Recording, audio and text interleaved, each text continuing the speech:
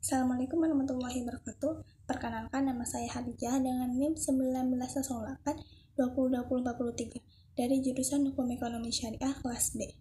Di sini saya akan menjelaskan tentang memahami konsep jual beli dalam pandangan syariat dan hukum Islam. Sebelumnya kita harus tahu dulu apa definisi dari jual beli.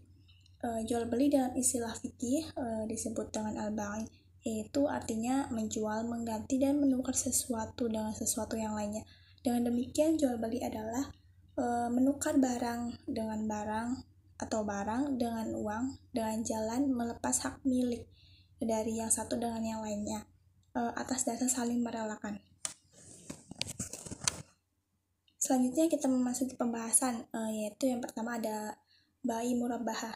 Definisi dari bai' murabahah adalah suatu bentuk jual beli di mana penjual memberitahu kepada pembeli tentang harga pokok atau modal barang, dan pembeli membelinya berdasarkan harga pokok tersebut, kemudian memberikan margin keuntungan kepada penjual sesuai dengan kesepakatan. Kemudian ada syarat dari murabahah, yaitu diantaranya yang pertama, penjual memberitahu biaya modal kepada nasabah. Yang kedua ada kontrak pertama harus sah sesuai dengan rukun yang ditetapkan. Yang ketiga yaitu ada kontrak harus bebas dari riba. Yang keempat adalah penjual harus menjelaskan kepada pembeli bila terjadi cacat atas barang sesudah pembelian. Dan yang terakhir, penjual harus menyampaikan semua hal yang berkaitan dengan pembelian. Misalnya jika pembelian dilakukan secara hutang. Selanjutnya ada manfaat dan risiko dari murabahah, yaitu manfaatnya yang pertama ada keuntungan yang muncul dari selisih harga beli dari penjual dengan harga jual kepada nasabah. Yang kedua ada sistem murabahah yang sangat sederhana dan memudahkan penanganan administrasi di bank syariah.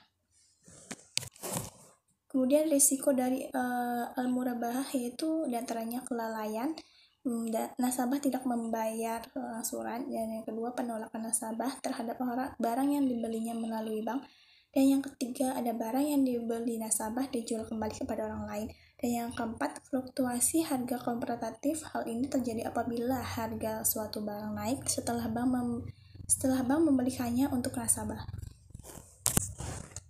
Dasar hukum dari murabahah yaitu terdapat dalam Quran surat Al-Baqarah ayat 275 yang artinya, dan Allah menghalalkan jual beli dan mengharamkan riba. Selanjutnya ada definisi dari bai' salam. Bai' salam ialah menjual suatu barang yang penyerahannya ditunda, atau menjual suatu barang yang ciri-cirinya jelas dengan pembayaran modal lebih awal sedangkan barangnya diserahkan kemudian hari. Dan dasar hukumnya yaitu terdapat dalam Quran surat Al-Baqarah ayat 282 yang artinya, hai orang-orang yang beriman, apabila kamu bermuamalah tidak secara tunai untuk waktu yang ditentukan, hendaklah kamu menuliskannya. Kemudian ada rukun dan syarat salam. Yang pertama ada rukunnya diantaranya yaitu ada pembeli, yang kedua ada penjual, yang ketiga ada objek akad yaitu barang atau hasil produksi, yang keempat ada harga, dan yang kelima ada sigat. Dan syaratnya itu ada yang pertama pihak yang berakad, yang kedua barang dan hasil produksi, yang ketiga harga atau rasul al-mal as-salam, dan yang keempat ada sistem pembayaran dan jangka waktunya disepakati bersama. Selanjutnya ada definisi dari bai' istisna. Merupakan akad kontrak jual beli barang antara dua pihak yang lain, dan barang pesanan akan diproduksi sesuai dengan spesifikasi yang telah disepakati dan menjualnya dengan harga dan pembayaran yang disetujui terlebih dahulu. Kemudian rukun dan syarat al-istisna diantaranya yaitu ada penjual, yang kedua pembeli, dan yang ketiga barang yang dijual, yang keempat harga, dan yang kelima sigat. Dasar hukum dari bai' istisna yaitu terdapat dalam Quran surat Al-Baqarah ayat 282 yang artinya, hai orang-orang yang beriman, apabila kamu bermuamalah tidak secara tunai untuk waktu yang ditentukan, hendaklah kamu menuliskannya. Dan yang terakhir ada definisi dari buy itself.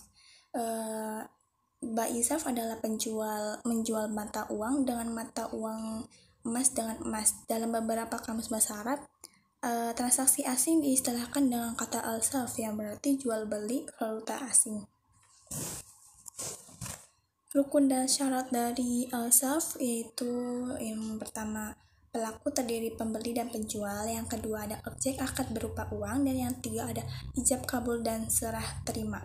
Kemudian syaratnya yaitu berupa valuta asing harus diserah terima secara langsung, dan yang kedua valuta asing yang diperjualbelikan harus sama, dan yang ketiga tidak dilakukan pilihan, yang keempat jual beli dilakukan secara kontan.